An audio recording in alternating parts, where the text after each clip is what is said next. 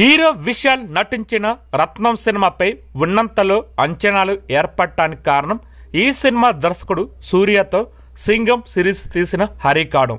దానికి తోడు దేవిశ్రీ ప్రసాద్ మ్యూజిక్ కూడా ఉంది. కథనం ఆకట్టుకోలే కానీ డబ్బింగ్ సినిమాలు కూడా నెత్తిన పెట్టుకుంటారు మన తెలుగు ప్రేక్షకులు. ఇంతకీ ఈ రత్నం సినిమా ఎలాగుందో రివ్యూలోకి వెళ్ళి తెలుసుకుందాం. కథ విషయానికి వస్తే ఈ సినిమా కథ 1994 సంవత్సరంలో మొదలవుతుంది. వరుస హత్యలు వగైరాల నేపథ్యంలో కొంత ఫ్లాష్ బ్యాక్ చూపించాక ఈ సినిమా కథ ప్రస్తుత కాలానికి వచ్చేస్తుంది.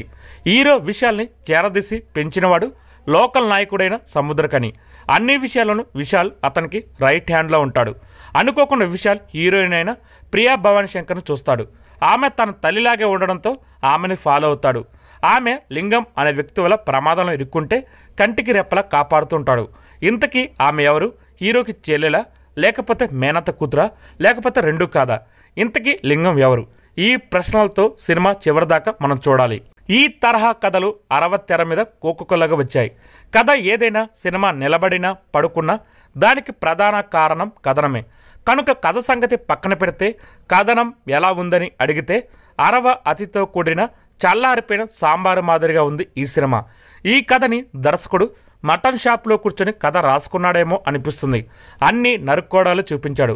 అది కూడా కాళ్ళు, వేళ్ళు, చేతులు, తల, మొండం ఇలా సకల పాటలు ముక్కలు కొట్టి తెర మీద పరిచాడు.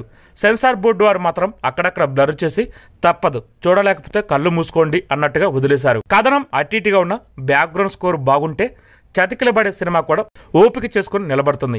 సంగీత దర్శకుడు దేవిశ్రీ ప్రసాద్ కనుక ఆ రకంగా ఏమైనా సహాయపడ్డాడంటే అది కూడా లేదు. ఇంతటి నాసిరకం మ్యూజిక్ దేవిశ్రీ ప్రసాద్ నుంచి రావడం చాలా బాధాకరం.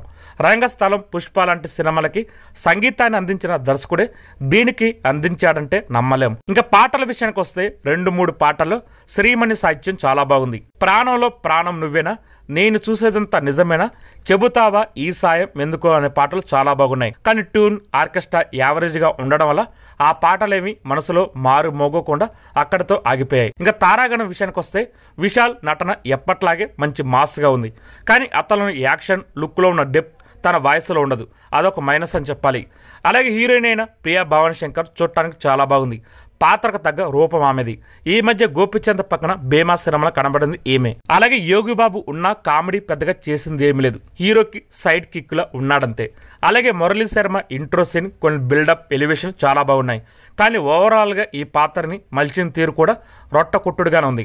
అలాగే సముద్రకని జస్ట్ ఓకే. తన పాత్రలో కూడా చెప్పుకోదగ్గ ఇంటెన్సిటీ ఏమీ లేదు. అసలు ఈ సినిమా ఇంటర్వెల్ అయ్యేప్పటికే 1.5 సినిమా చూసినంత నీరసం వస్తుంది.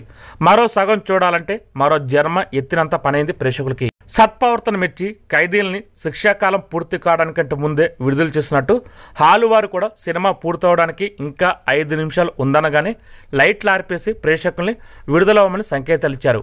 అలా ముందుగా వెళ్లిపోయిన వాళ్ళు చాలా మంది ఉన్నారు. ఇంతకీ రామాయణం అంతా విని రాముడికి సీత ఏమవుతుంది అని అడిగాడంటే ఒకడు. అలాగే ఈ సినిమా పూర్తిగా చూసినా కూడా చాలా మందికి మెదిలే ప్రశ్న ఏంటంటే హీరో హీరోయిన్కి ఏమవుతాడు? దానికి కారణం దర్శకుడు స్పష్టంగా చెప్పలేకపోయాడా, లేక ప్రేక్షకులే సరిగ్గా అర్థం చేసుకోలేకపోయారా? సమాధానం ఏదైనా అనుకోవచ్చు మనం. ఫైనల్గా ఈ సినిమా ఎలాగుందంటే కథ, కథనం ఇలా అన్ని విషయాలను ఈ సినిమా ఒక చల్లారిపోయిన అరవ సాంబార్ లాగా ఉంది. ఈ వీడియో కనుక మీకు నచ్చితే లైక్ చేయండి, షేర్ చేయండి, కుదిరితే సబ్స్క్రైబ్ చేయండి.